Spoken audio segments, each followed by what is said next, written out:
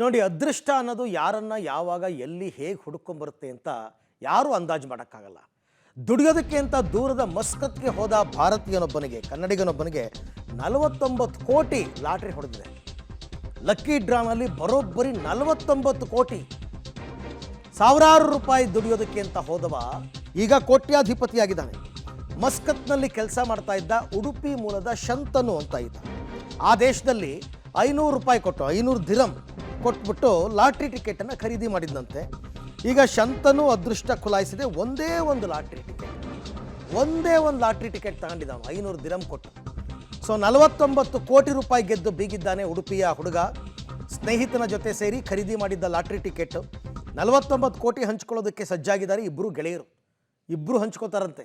ನಾವು ಇತ್ತೀಚೆಗೆ ಕೇರಳ ಲಾಟ್ರಿ ಎಲ್ಲ ನೋಡ್ತಾ ಇದ್ವಿ, 50 ಲಕ್ಷ 1 ಕೋಟಿ ಹೊಡೆದಿರ್ತಕ್ಕಂಥದ್ದನ್ನು. ಇದು ಬರೋಬ್ಬರಿ 49 ಕೋಟಿ ಇಂಡಿಯನ್ ಕರೆನ್ಸಿಗೆ ನೀವು ಕನ್ವರ್ಟ್ ಮಾಡಿದ್ರೆ.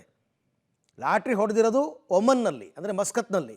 ಆ ದೇಶದಲ್ಲಿ ತೊಗೊಂಡಿರೋ ಲಾಟ್ರಿಯ ದುಡ್ಡು ಮೊತ್ತ ಇಂಡಿಯನ್ ಕರೆನ್ಸಿನಲ್ಲಿ 49 ಕೋಟಿ. ದಿನ ರಾತ್ರಿ ನಮಗೆ ಫೋನ್ ಮೂಲಕ ಈ ವಿಷಯ ಗೊತ್ತಾಗಿತ್ತು. ಮತ್ತು ಭಾಳ ಖುಷಿ ಆಗ್ತಿದೆ.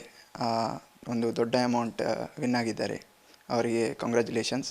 ಹಾಗೆ ಇತ್ತೀಚೆಗೆ ಅವರಿಗೆ ಮಗು ಹುಟ್ಟಿದೆ. ಸೊ ಆ ಮಗು ಅದೃಷ್ಟವಾಗಿ ಅವರ ಪಾಲಿಗೆ ಬಂದಿದೆ. ಹಾಗೆ ಅವರಿಗೆ ಆಲ್ ದ ಬೆಸ್ಟ್ ಹೇಳ್ತಾ, ಕಂಗ್ರ್ಯಾಚುಲೇಷನ್ಸ್ ಹೇಳ್ತಾ.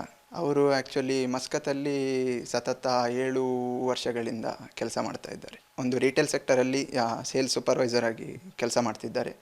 ಸೊ ಅದೇ ಮನುಷ್ಯ ಜೀವನದಲ್ಲಿ ಅದೃಷ್ಟ ಅಂತ ಒಲಿದು ಬರುವುದು ಅದು ದೇವರ ಆಶೀರ್ವಾದದಿಂದ. ಹಾಗಿರುವಾಗ ನಾವು ಮನೆದೇವರನ್ನು ನಮ್ಮ ಹಿರಿಯರಿಂದ ಈ ತನಕ ನಾವು ಆರಾಧಿಸಿಕೊಂಡು ಬಂದ ಕಾರಣ ಈಗ ಏನೋ ಒಂದು